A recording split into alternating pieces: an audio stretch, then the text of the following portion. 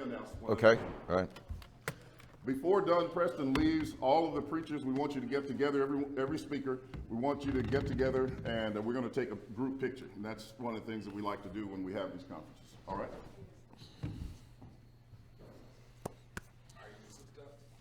I believe I'm hooked up. I have to get my pooter going. Oh, it's not on. Yeah, I wasn't yeah. getting a signal.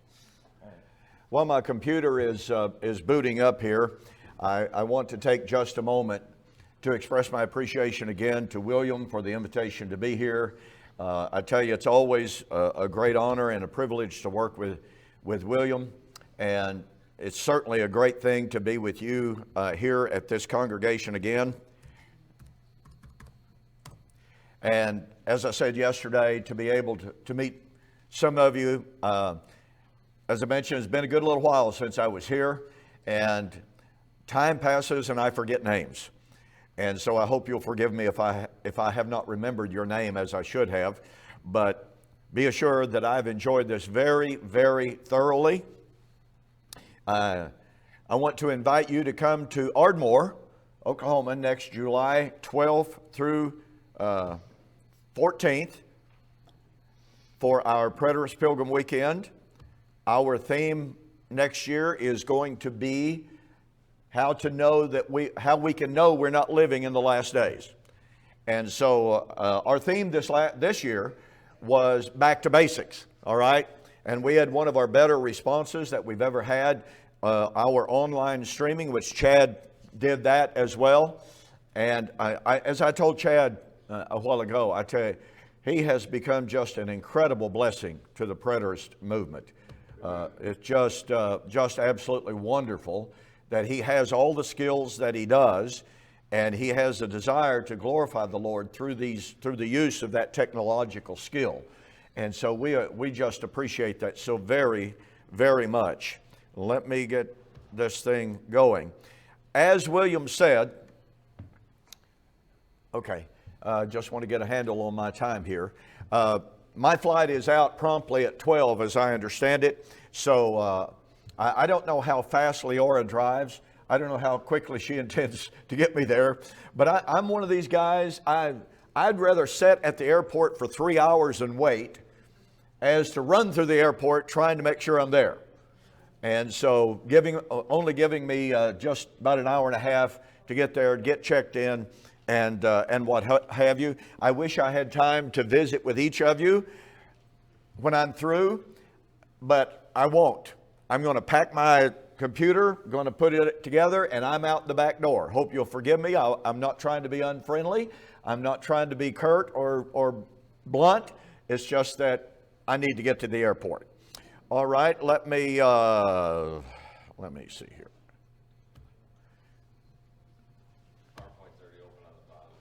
Oh, yeah, okay. Let me get down here to where I want to be. All right. Okay. Well, I tried to share with you as much as I could yesterday. I had to leave out an awful lot of information. I didn't even get to touch on the atonement and the place of the atonement in the fulfilling of the law and thus the passing of the law. I focused a little bit on Rosh Hashanah and its place. Rosh Hashanah being the feast of the new moon, the feast about which it was said, the rabbis actually said, that the terminology is in their writings, of that day and hour knows no man. And thus when Jesus in Matthew chapter 24, in his prediction of the coming judgment, said, but of that day and hour knows no man, but the Father only, he was using the direct terminology. It's all but a direct quote from the vernacular of the feast days. Now, to me, one of the greatest tragedies in modern theology, certainly in my upbringing, all right? Maybe I can just focus this on me and the fellowship in which I was raised. As I mentioned to you yesterday, I never heard even so much as one time in the entirety of my upbringing any allusion to the fact, any reference to the fact that in Matthew 24:36, when Jesus said, but of that day and hour, when he's talking about judgment, that he might possibly have been drawing on the feast day language. Not one time ever. I never heard one time Matthew 23:39. Blessed is he who comes in the name of the Lord. Never heard one time that was taken directly from the feast days. And the great halals, the songs of ascent.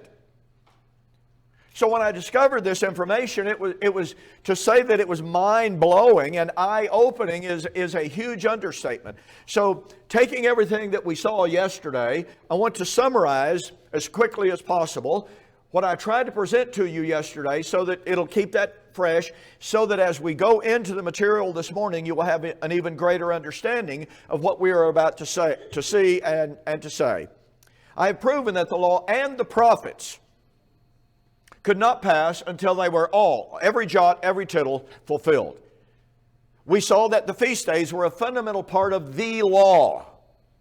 And the feast days were prophetic. They anticipated, they foreshadowed the coming eschatological realities and soteriological realities, I should point out. As we noted, Jesus is the Passover.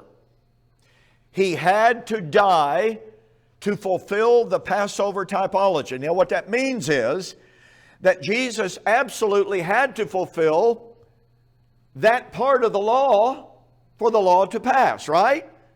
I don't know of anybody that denies that. So if Jesus absolutely had to fulfill the Feast of Passover for the law to pass, then that of logical, textual necessity, based on Matthew chapter 5, demands that every feast day had to be fulfilled for the law to pass. Jesus did not say that all of the law would pass when he had fulfilled one feast. Didn't say that, did he? Not one jot, not one tittle shall pass from the law, and he does not define the law in any sense of narrow limitations. It's the law, thus comprehensively considered. So our examination of Rosh Hashanah shows that the festivals, all of the festivals, would be fulfilled at the time of the judgment. Now you say, well, wait a minute. Not all of them. Well, that's technically true, but they're all this close together. Now, our examination of the final feast day, Sukkot, I believe will establish this beyond any kind of dispute. I have, as I mentioned, been immersed in my study of the feast days, and I've been spending an awful lot of time on Sukkot. It is so absolutely fascinating. Now, I was sharing with some that when you study the Jewish feast days, what you have to do is you have to be careful to delineate between Scripture, accepted oral tradition, and the Talmud, and then you most assuredly have to delineate between that and the Kabbalist. Because when you start getting into the Talmud, you're getting into weird and strange stuff. And you're getting into horrible stuff, I might add. When you add on top of that the Kabbalist, you're getting into stuff that's way beyond bad and way beyond weird. Some call it mysticism, but it's way beyond even mysticism.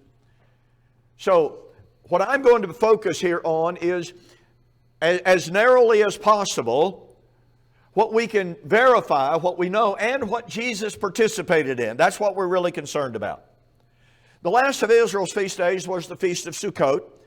It was also called the Feast of Booths, or Tabernacles, the Feast of Ingathering, the Feast of Harvest. This feast commemorated Israel's exodus, her dwelling in booths, and God's provision and presence with her during the Exodus. But it not only commemorated that, it celebrated that. The rabbis used to call, and still do to a certain extent, the rabbis used to call the Feast of Sukkot the time of our joy. That was one of the names they called it. And it celebrated and memorialized the giving of what the rabbis called the three gifts provided by the Lord during the Exodus. Number one, Exodus chapter 16, God gave Israel what? The manna from heaven. Israel was hungry. They cried out to the Lord, you brought us out here to die. So the Lord gave them manna. He also gave them quail, of course. Secondly, in Exodus chapter 17, the people cried out because there was no water. the Lord told Moses, you go and you stand before the rock. And by the way, the language there is really fascinating. The Lord said, I will stand there before you. Well, you know, Yahweh didn't come down, may I use my terminology that I use all the time as a 5'5" Jewish man, and stand there. But the Lord said, you stand before the rock, and I'll stand there in front of you, and I'll give you water. And He did. That was one of the occasions. The other occasion is over here in Numbers chapter 20, in which the people once again grumbled for water. The Lord told Moses, you take Aaron with you, and you stand before the rock, and you speak to the rock, and I'll bring forth the water. Well, Moses was, you know, you got to sympathize with Moses, right? Really, honestly? Every time he turned around, the Israelites were grumbling about this, complaining about that, griping about something else, and they invariably blamed who? Moses. And here they are again, griping and complaining. Why did you bring us out here to die? Why are we thirsty? Why are we hungry? Why this and why that? So Moses, exasperated, brings them up before the rock. Why must I, that's what he said, provide the water for you? So he struck the rock. God gave them the water. Well, even though that was an act of disobedience for which Moses did not get to enter the land of Israel, nonetheless, Israel viewed that as one of the three gifts that God gave. And again, that's the terminology that they used when they talked about the Exodus and God's provision. God gave them the three gifts. He gave them the manna, He gave them the water, and He led them with the pillar of fire by night and the cloud by day. So these gifts that God gave during the Exodus foreshadowed, by the way, the final eschatological ingathering. They typified, foreshadowed the resurrection of the dead, the great final Sabbath of the Lord. Now, on the very first day of Sukkot, the very first day, it was a 7-day feast. And you can find this in Exodus, once again, Leviticus chapter 23. Leviticus chapter 23. It was a 7-day feast with an addendum that I hope I get to mention. On the very first day of the feast, on what they called Haftarah, I doubt I pronounced that correctly. Did I get close? Good. They read Zechariah chapter 14. Now, I wish I could, you know, when Daniel started talking, he mentioned Zechariah 14. I nearly reached over and kicked him because I was afraid he was going to steal this thunder. But at least he didn't mention it in regard to the feast days. But I want you to notice, and I'm just going to have to skip over and hit the highlights of Zechariah chapter 14, all right? Zechariah 14 verse 1, quote, behold, the day of the Lord is coming. Your spoil will be divided in your midst, for I will gather the nations to battle against Jerusalem. The city shall be taken, the houses rifled, the women ravished, half the city shall go into captivity, but the remnant of the people shall be cut off from the city. Does anyone have any doubt whatsoever this is talking about some destruction of Jerusalem? Now, by the way, this is written after the fall of Jerusalem in BC 586, so it can't be talking about that. And it's really fascinating that even the ancient rabbis believed this was talking about what the Romans would do and what the Romans did. Eusebius, 4th century Christian historian, said this was fulfilled in AD 70. So here we have, and the reason I point that out is, on the very first day of Sukkot, they read Zechariah 14. Well, why in the world, at the time of their joy, why would they read this entire chapter which talks about the coming of the Lord to judge and destroy Jerusalem? Why would they do that? Well, I'd like to have about 3 weeks to answer that question, to be honest about it. But among the reasons is this. Throughout the Tanakh is the continuing, united, harmonious testimony that the new creation, the everlasting kingdom of God, would only come when the old kingdom was destroyed. When the old people were destroyed, God said, I will create a new heaven and a new earth.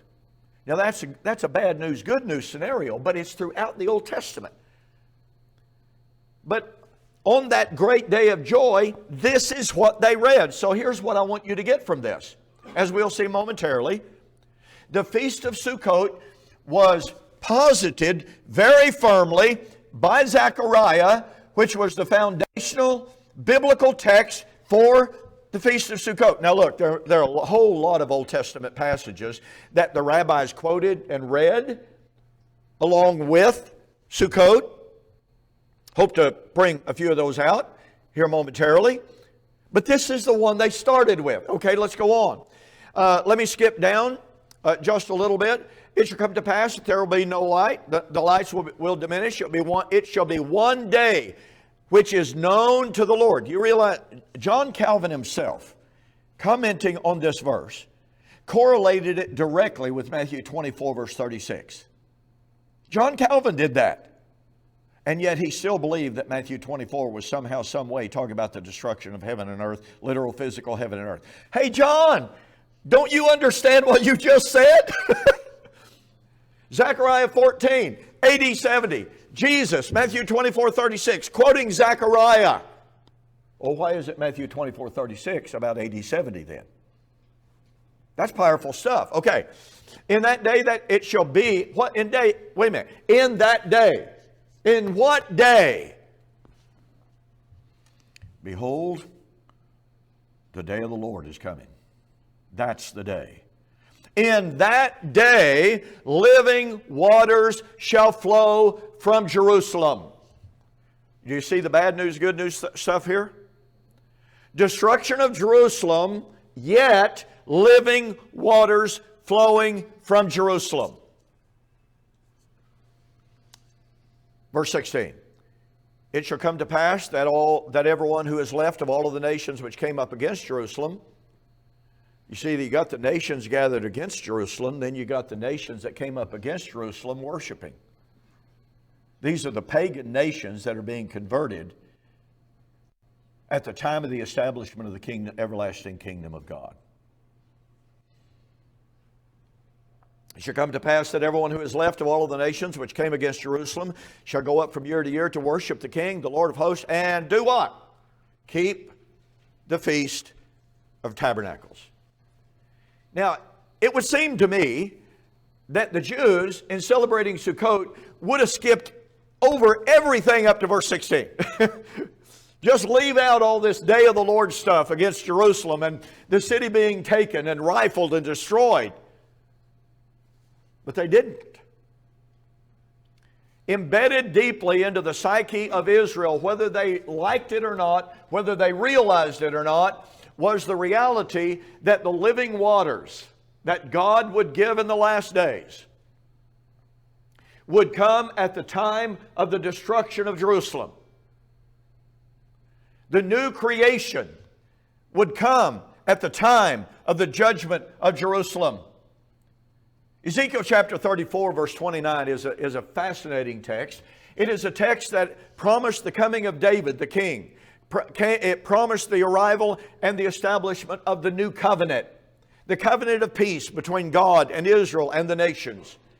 It is a prophecy that promised peace through the Messiah and a whole lot of other constituent elements. And then in verse 29, it says, and it shall be that I will create for them a garden of renown. And it shall be that they shall no more hunger for bread, nor shall the shame of the nations be on them anymore. Now, isn't that some kind of beautiful stuff? As we shall see momentarily, this promise of never hungering is something that Jesus promised in direct connection with Sukkot. And we ought to see it. Why? Because one of the gifts of God in the Exodus was bread. But Jesus is going to transform that promise. So what we find, pardon me, in Zechariah chapter 14, number 1, the day of the Lord. Number 2, it's the day of the Lord against Jerusalem, the promise of living waters, a day of light. First it will be dim, and then there shall be light. And all will conclude with the celebration of Sukkot. So the fulfillment of Sukkot, the Feast of Ingathering, at the day of the Lord against Jerusalem is Zechariah 14. Now I want you to notice, and I touched on it ever so briefly yesterday. In Matthew chapter 24 and verse 31, Jesus said that at the Son of Man would send forth his angels at the sound of the great trumpet, and they shall gather the elect. He uses the Greek term episynagoge. Episynagoge is only mentioned, or used, I should say, 8 times in the New Testament. Used a bunch of times in the Old Testament for the eschatological last days gathering of Israel under her Messiah in the kingdom, under the new covenant. Restored and saved. Calling and inviting the Gentiles to join them in that salvation. That's the episynagoge. Now, the Jews called Sukkot what? The Greek term is Hiortes Synagoge, or a cognate of that. It's the festival of the ingathering.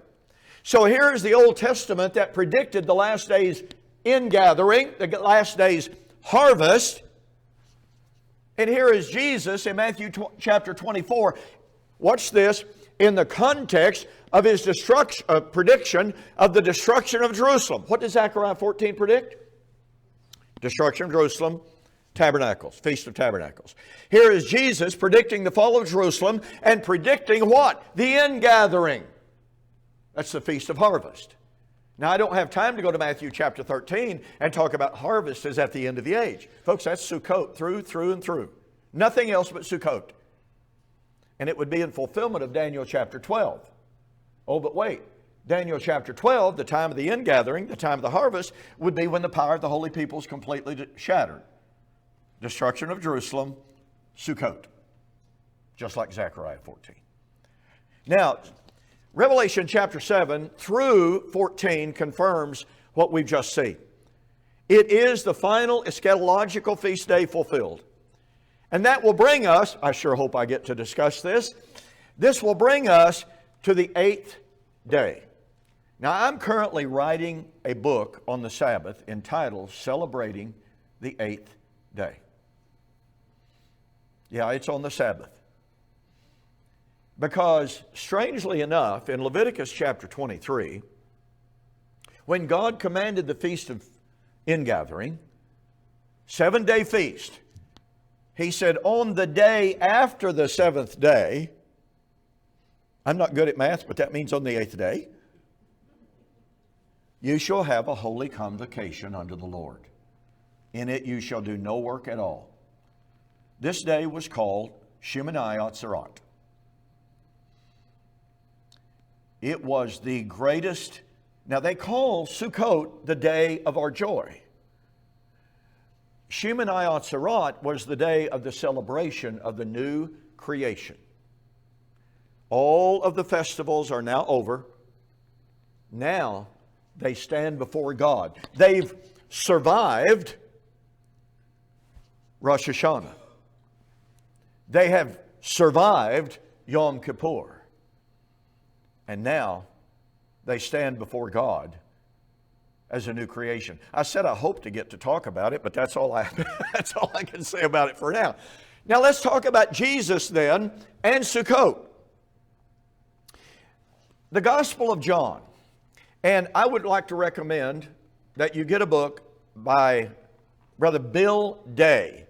I don't know if he still is or not, but when he originally wrote the manuscript, he was a minister of the Church of Christ in Oklahoma City. I was given a copy of the manuscript years and years and years ago. I was sworn to secrecy, that not to tell anybody I had it, not to give out his name. And I can tell you this. He's now published the book, by the way. It's available on Amazon. That's the reason I'm telling you about it now. But I was told absolutely under no circumstances was I to reveal his name. When I read the manuscript, I said, well, little wonder that he wants no one to know his name, because if he were to be consistent with what he just wrote, he'd be a full preterist. I'll guarantee you he'd be a full preterist.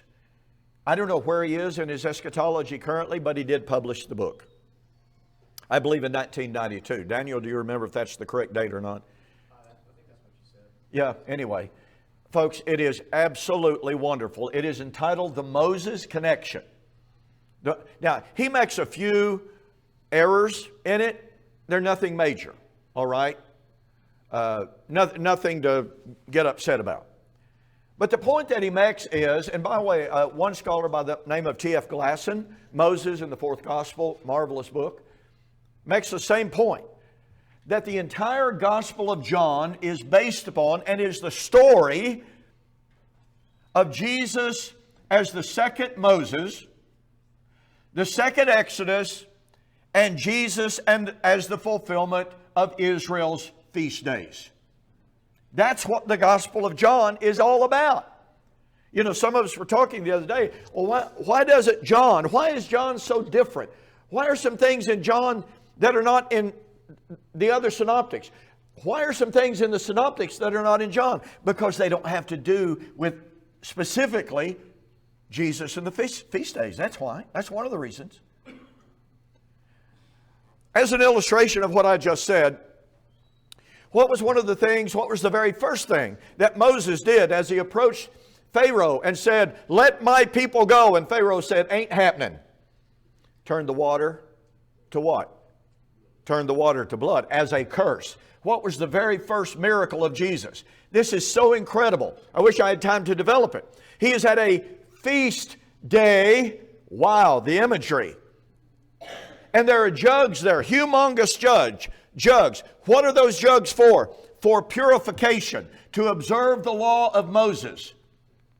Jesus takes those humongous jugs of water that should have been in one sense, used to purify their flesh for the observance of cleanliness for the wedding, and he turns it not to blood, but to wine, the symbol of joy for the Jew. You see the second Exodus being juxtaposed here. You see the two Moseses being set in contradistinction to one another. Then in John chapter 2, the very first Passover that is mentioned, Jesus went up, and what did he do at the temple? He cleansed the temple. Hey, wait a minute. This is the time of the Passover. What was supposed to be done at the time of the Passover? Before you observe the Passover, you go through that house and you find every piece of leaven, every piece of yeast, and you cleanse that house of every bit of leavening. So what was Jesus doing in the temple on this Passover? He overthrew the tables, cast out the money changers, and said, "You've made my Father's house a den of thieves." Yeah. Jesus is fulfilling Passover by inspecting the house and casting out the leaven. But now let's talk about Sukkot. In John chapter 6 through 8, we find Jesus stating that He's the fulfillment, the typological foreshadowing or foreshadowed fulfillment of the three great gifts. What did Jesus say in John chapter 6? Well, He challenged the Jews, and they said, "What works may we work that we may work the works of God?" You get the idea the Jews were concerned about works? And Jesus said, "This is the work of God, that you believe in Him who has sent me." And the Jews said, "Well, yeah, okay, whatever. What sign will you show us that we might believe in you?" After all, they said, Moses gave our fathers manna in the wilderness. What sign do you show us? And Jesus said, let's get something straight here. Moses did not give your fathers that manna. My Father in heaven gave you that manna.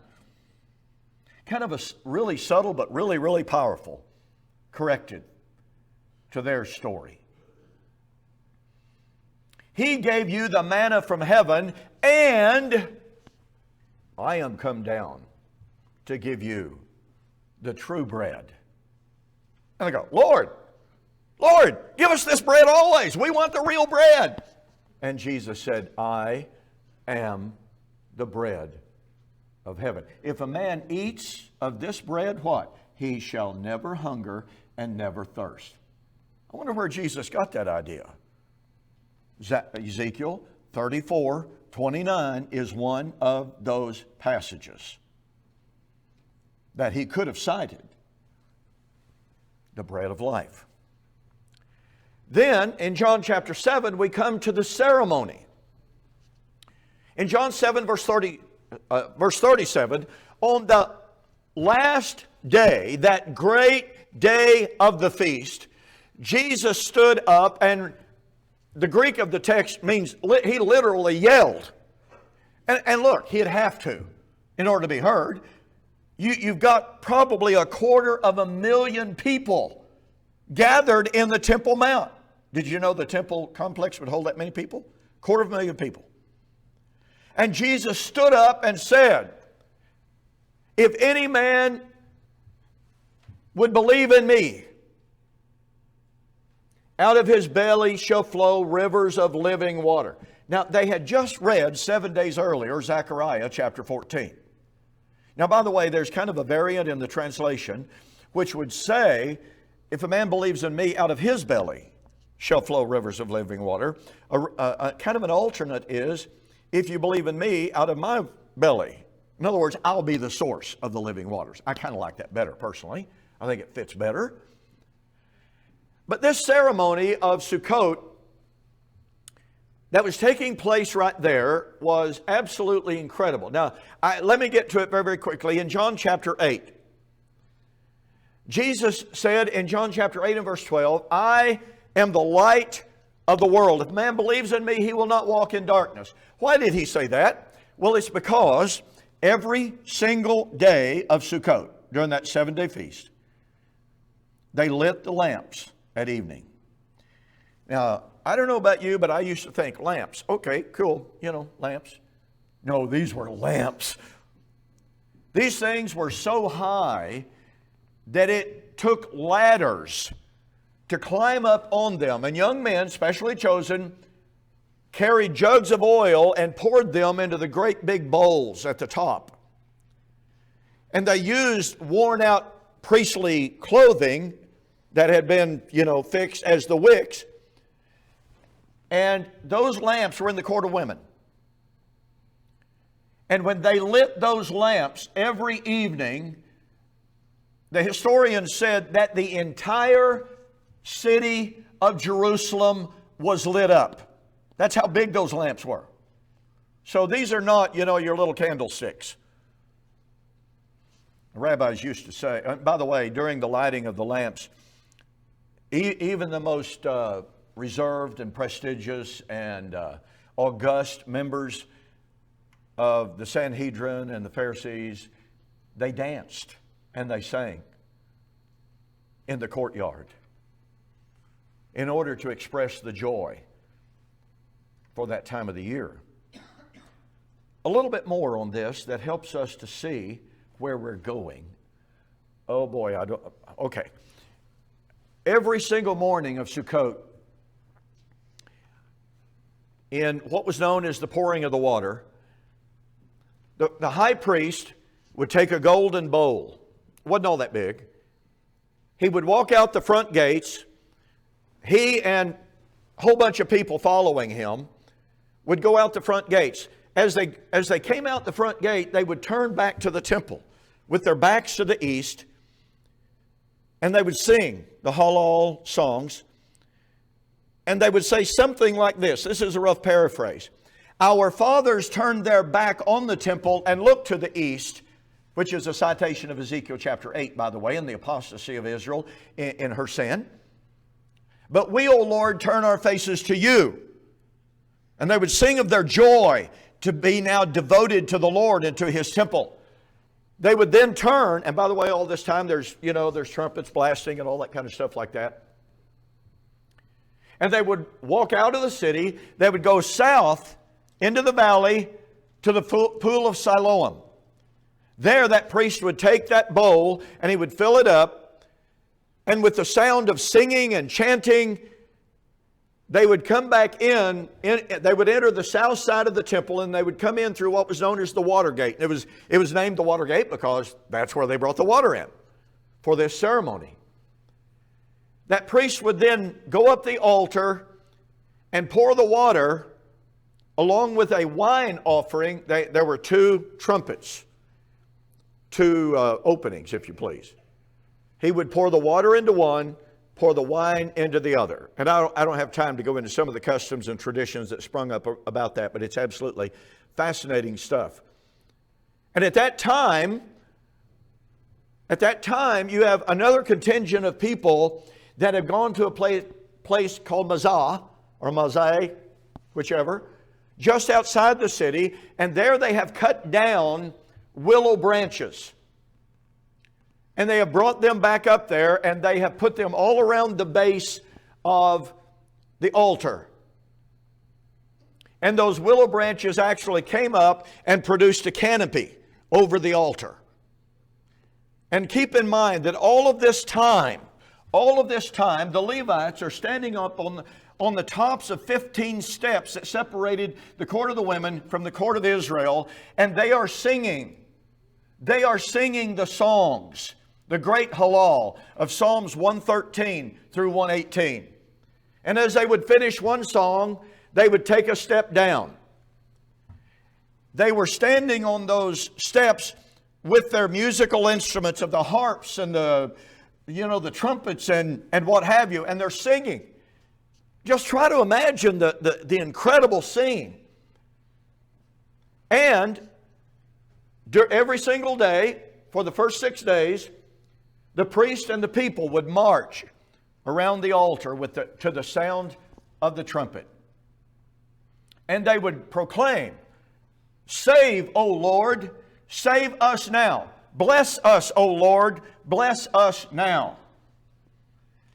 In their right hand, they had what they called a lulav.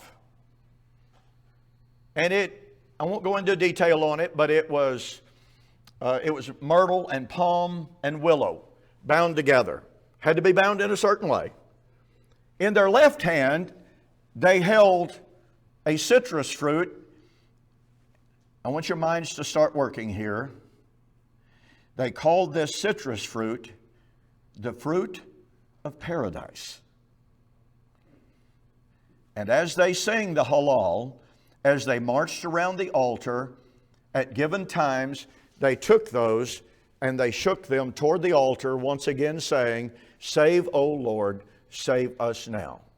Hear, Lord, hear us now." And the high priest poured the water in.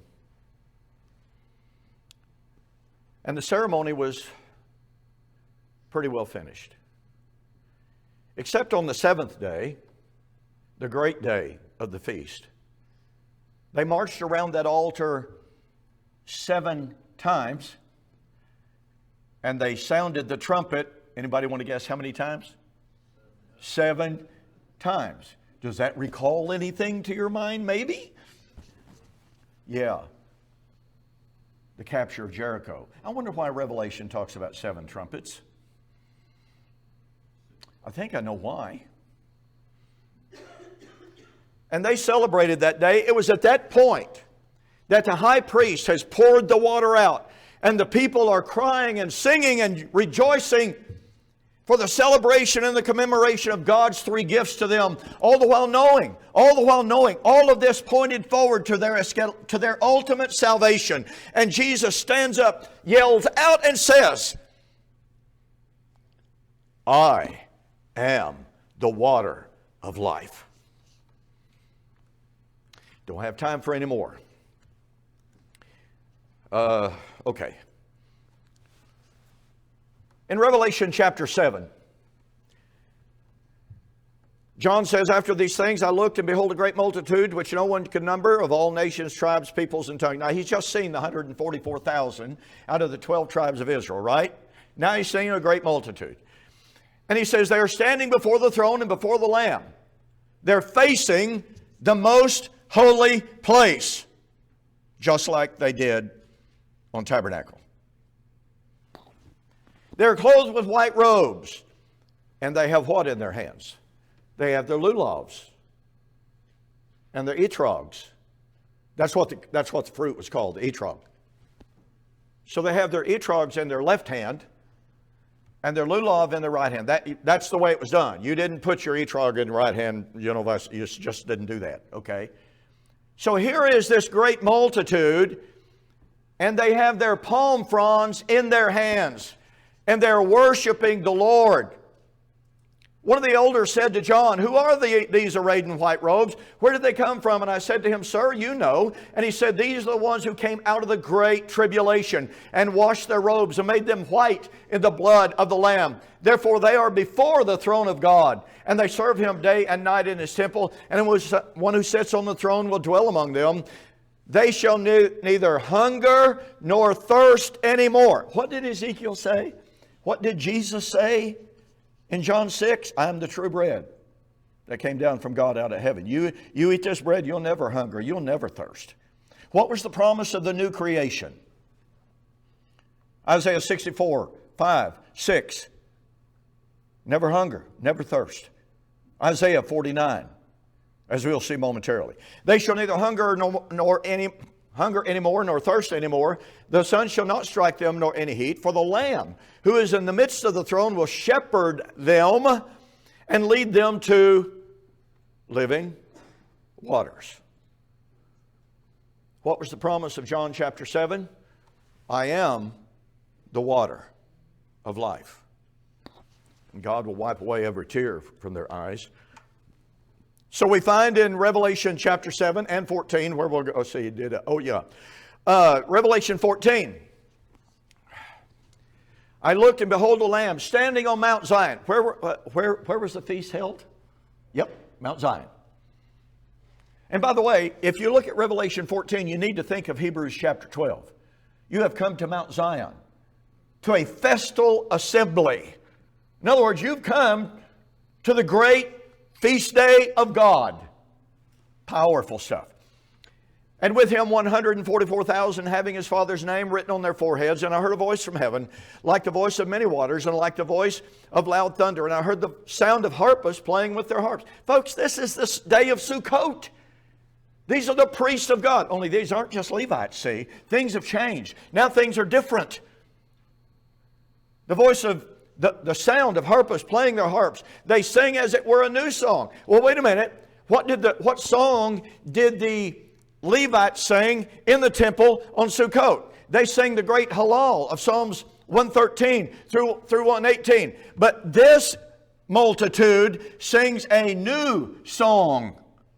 It is the song of salvation, redemption. Why? Well, because they're going to be given a new name.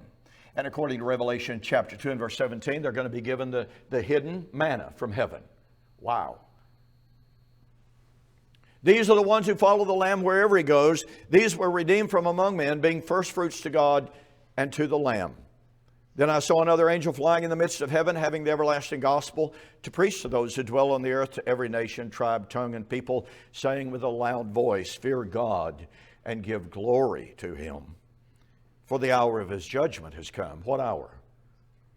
The hour of His judgment. Against whom? Babylon. Who's Babylon? It's the city where the Lord was crucified. 144,000, the great multitude, going to be led to the living waters, where they'll never hunger, they will never thirst. They will sing a new song, a song of redemption and salvation. When would that be? Just like Zechariah 14 said, the judgment of Jerusalem. Just like Jesus said, Matthew 24, judgment of Jerusalem. Just like Daniel chapter 12 said, destruction of Israel. So, the 144,000 reveals that the... Am I out of town? You have 5 minutes, 34 seconds. Oh, really? Oh, cool. The 144,000 reveals that the harvest... he may be fudging, but that's okay. 144,000 reveals that the harvest had begun. After all, if you got the first fruit, what follows? Harvest. They were the first fruit. Just like James said, James chapter 1 verse 18, of his own will begat he us by the word of God, that we might be a kind of first fruits unto him. And if you want to see what kind of first fruits that they were, James reminds them that in their past life, they had been subject to temptation, lust, sin, and death. And all of those images are images of birth. They had given birth to death in their previous life. By the way, I wrote an article on this, giving birth to death, giving birth to life, from the book of James. It's on my website, donkpreston.com. You might want to read it to see the power of what James is saying. It's all about new creation. But now he says, you are a brand new creation. Well, they hadn't been physically raised from the dead, but they were the first fruits unto God. First fruits of what? The new creation. They were the first fruits of the resurrection. And again, I think it's real clear, they were not the first fruits of a physical resurrection. They stand on Mount Zion, the locus of the festal assemblies. They are about to celebrate Sukkot. They have their etrogs and the lulavs in their hands, Revelation 7 verse 9. The harvest is announced. It would be at the judgment of Babylon, as we just saw. The harvest, the 144,000 and the vast multitude are what? They're led to the living waters, the river of life, the tree of life. Revelation chapter 21 verse 6 and Revelation 22 1 to 3. And thus we find in Revelation 7, and by the way, I don't even have time to talk about Revelation chapter 11, which is the sounding of the seventh trumpet for the resurrection, the everlasting kingdom of God. There's Sukkot fulfilled. There is atonement fulfilled. There is Rosh Hashanah fulfilled. All in Revelation chapter 11, 15 and following. They are led into the New Jerusalem where God is the light. We thus find in Revelation chapter 7 through 14, the three gifts are ultimately fulfilled. The faithful are given, they have been promised, and now they're given the hidden manna, Revelation 2:17, when Jesus said, behold, I'll come quickly. If you don't hold on, I'll come against you. If you hold on, I'll give you the manna. Here's the river of life, Revelation 22, that flows out of the New Jerusalem, just like Zechariah promised. And in this city, there is no need of the sun or of the moon, just like Isaiah chapter 60 predicted, by the way, for God is their light. And in each one of these, we are promised, behold, I come quickly. What Jesus promised in John that he would give, what was foreshadowed in Israel's calendar of the new moons, the feast days, and the Sabbaths, and specifically Sukkot, as we have discussed here today, is now depicted as fulfilled, or about to be imminently fulfilled from John's perspective. Those three gifts were fulfilled at the judgment of the old, that shadow world of Israel and her cultic days. Once again, this is the fulfillment of Zechariah 14. Let me skip on. And thus we arrive at Shemini Atzeret, the 8th day feast. Then the Lord spoke to Moses, saying, speak to the children of Israel, saying, the 15th day, this is the day after the final day of Sukkot. The 15th day of this 7th month shall be the feast of Tabernacles for 7 days of the Lord. On the first day after that, there shall be a convocation. You shall do no customary work on it. For 7 days you shall make an offering made by fire to the Lord. On the 8th day you shall have a holy convocation. You shall offer an offering made by fire to the Lord. It is a sacred assembly. You shall do no customary work on this. The 8th day was a sacred assembly called, as I've mentioned, Shemini Atzeret. It celebrated survival of Rosh Hashanah and the opening of the books. It celebrated survival of judgment. It celebrated and commemorated dwelling in booths and God's provision. And they've made it. Now, the festal calendar is celebrated. It's finished. It's over. And they get to dwell in the new creation. So what do we find in Revelation? You find the consummation of Sukkot, an entrance into the new heaven and the new earth. So let me summarize. I'm running late, as usual. Jesus said not one jot or one tittle would pass from the law or the prophets until it was all fulfilled. The feast days were undeniably the law, and the feast days were undeniably prophetic. It is admitted that Jesus had to fulfill the Passover in order for the law to pass. And let me reiterate, if he had to fulfill one, he had to fulfill all. The last 3 feast days were still shadows of the good things about to come. When Paul wrote Colossians chapter 2, this is where we started, isn't it? The New Testament writers were eagerly anticipating the imminent fulfillment of the judgment, the consummation of the atonement, wish I would have had time to talk about the atonement, and the fulfillment of Sukkot. The Gospel of John and Revelation makes it undeniably clear that it was the festal calendar of Israel. Rosh Hashanah, Yom Kippur, entrance into the most holy place, and Sukkot, the resurrection, was at hand and inextricably bound up to the judgment of Babylon. This is when, quote, all things written, unquote, were to be fulfilled. Luke chapter 21, verse 22. And man entered into Shemoneh Atzerot. And that means that you and I, if we are children of God, it means the tabernacle of God has come down and dwells with us now. That's some pretty good news. Amen. Thank you so much.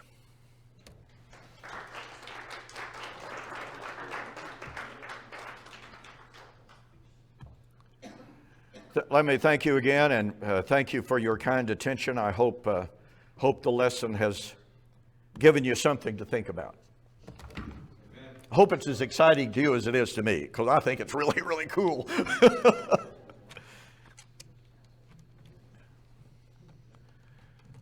All right. Oh, yeah, okay.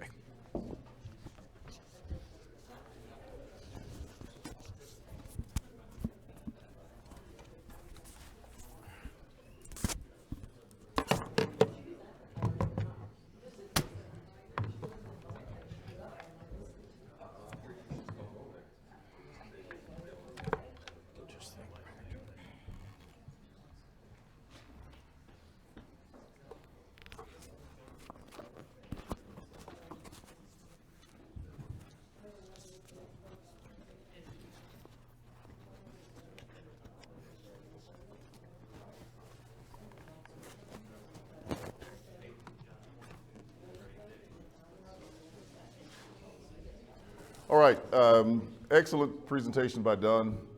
As I sat there listening, I said, wow, we need more time to really, really hear all of this. And I started to get the idea that I'm going to have to get him back to Memphis to do a little mini seminar so that we can hear all of this information that he has. And we'll probably start, try to do some of that with several of the other speakers where we have some short meetings. Love you, brother. Look, love you too, man. Look, we need to take a picture real quick. Oh, so everybody, you can take a break. All the preachers get it.